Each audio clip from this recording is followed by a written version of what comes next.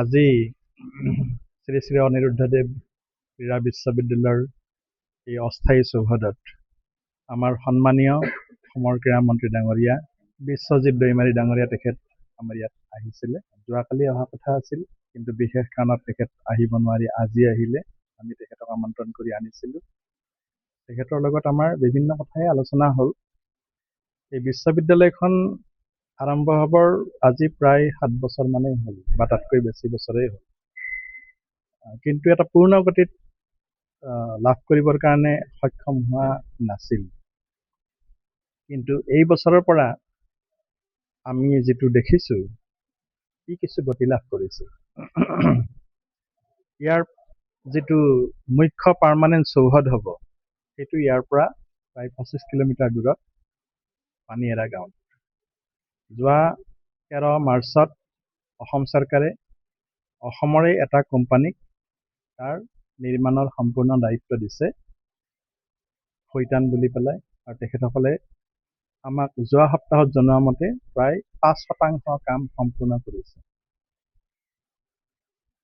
সেইটো হৈছে আমাৰ নিৰ্মীয়মান কামৰ এটা খতিয়ান।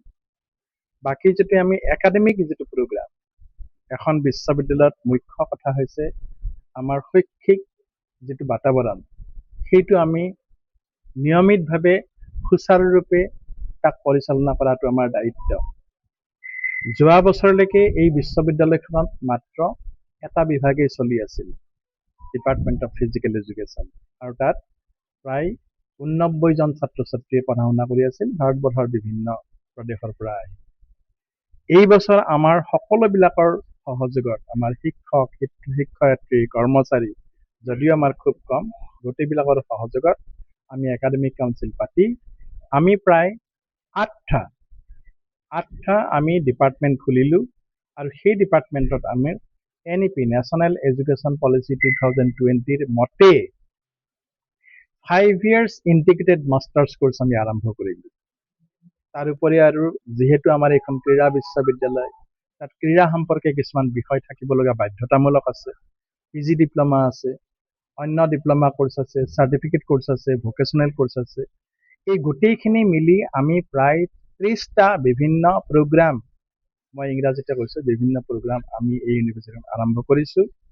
কিছুমান ক্লাছ আমাৰ কানৈ কলেজত হৈ আছে, কিছুমান ক্লাছ এইবাৰ আমাৰ ইয়াতে আমি কৰিম কিছুমান বিভাগত, যেনেকৈ স্পৰ্টছ মেনেজমেণ্ট, স্পৰ্টছ চাইকলজি।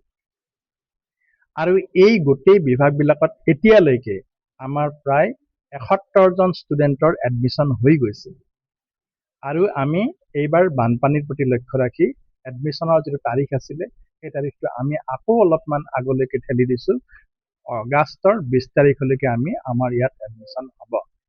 গতিকে আমি আশা কৰিছোঁ এই বছৰ আমাৰ বিশ্ববিদ্যালয়খনে এটা নতুন ৰূপ লাভ কৰিছে।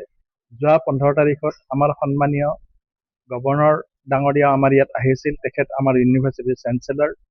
আজি আমাৰ মন্ত্ৰী মহোদয় আমাৰ ইয়াত আহিলে, তেখেতে গোটেই কথাখিনিৰ বিচাৰ খোচাৰ কৰি পেলাই আমাৰ মুখ্য এটা ইয়াত দৰকাৰী কথা আছিলে, আমাৰ যিবিলাক পোষ্ট, আমাৰ শিক্ষকৰ পোষ্ট আৰু যিখিনি ষ্টাফৰ পোষ্ট, সেইখিনি এতিয়ালৈকে দিয়া হোৱা নাছিল। মাত্ৰ এজন পাৰ্মানেণ্ট শিক্ষকৰ দ্বাৰা আমি চলাই আছিলোঁ।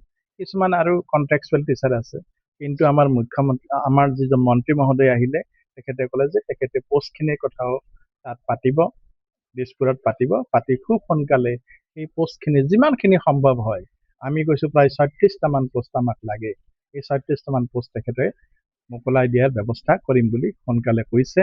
আৰু আমি ভাবিছোঁ খুব সোনকালে এই বিশ্ববিদ্যালয়খনে অসমৰ মানুহৰ যিটো আশা আৰু আকাংক্ষা, যি আশা আৰু আকাংক্ষাৰে অসম চৰকাৰে 2018 চনত এই বিশ্ববিদ্যালয়খন আৰম্ভ কৰিছিল, সেই আশা আকাংক্ষা খুব সোনকালে পূৰ্ণ কৰি পেলাই দেশৰ মূল সুঁতিৰ লগতে গোটেই অসমখনক পুৰা বিশ্বতে এটা নতুন স্থান দিব বুলি আমি আশা কৰিছোঁ।